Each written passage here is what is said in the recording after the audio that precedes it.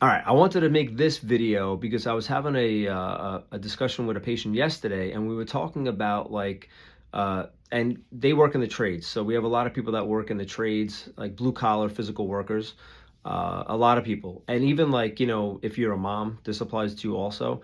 And usually, what we'll explain to our patients is we say, listen, it's going to be like a 50-50 process. It's like a team approach. We're definitely going to give you some things to do at home, some rehab exercises, some stretches, some strengthening exercises. We're big into posture. We're big into doing like stabilization exercises and core strengthening also. And he goes, well, I exercise all day. That's a lot of times what I'll hear. I've heard this for many, many years, by the way. They'll say, oh, I exercise all day. And I go, well, that's toil. And he was like, what do you mean? I go, toil is like the repetitive day-to-day physical activity that you're doing that's beating you up.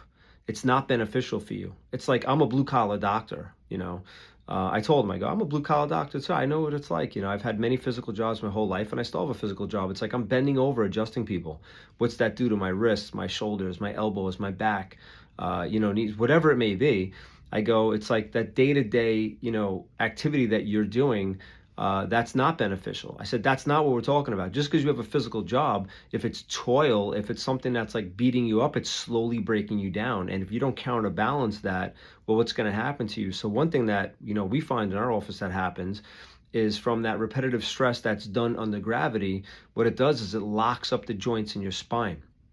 It makes it so those bones are stuck, the joints aren't moving properly, which puts torque into the spine, compression, rotation, and it pins the disc. Then the disc degenerates, and that can cause a bulging disc or a herniated disc, which leads to arthritis in the spine. So when we get the spine moving properly, it frees up those joints, gets the spine moving. It's called subluxation when the spine's stuck. It means that the joints are locked up. And it can be tender. Sometimes you don't feel it right away, but sometimes, the person will lay down, we'll touch them, we'll feel up and down their spine, we'll palpate, and then they'll notice it, and it'll, maybe you don't feel it right away, but when we get in there and push on it, they say, oh, that hurts. I'll say, well, that's like going to the dentist where you felt fine, and then they spray the air. But when those joints are stuck, it's not good for our health. When we adjust those joints, it frees up the disc, it gets the pressure off of there, it removes pressure from the spine, gets the spine moving properly.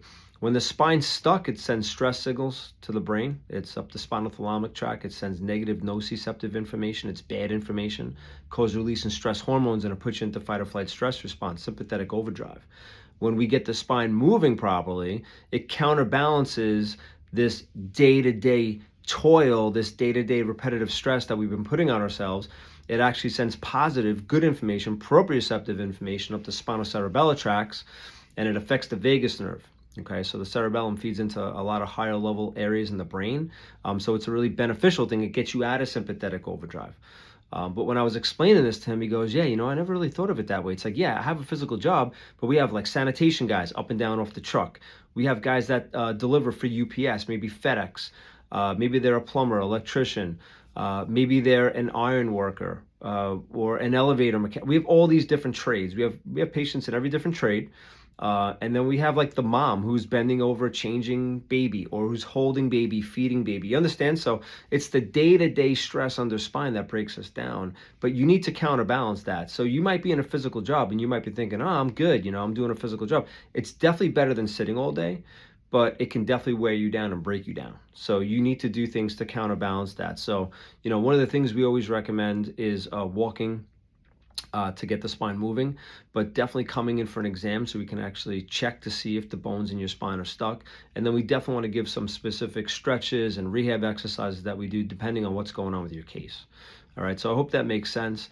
If you have a physical job, that's awesome, but you need to understand that is breaking you down. All right, so I hope that makes sense, and I'll talk to you soon.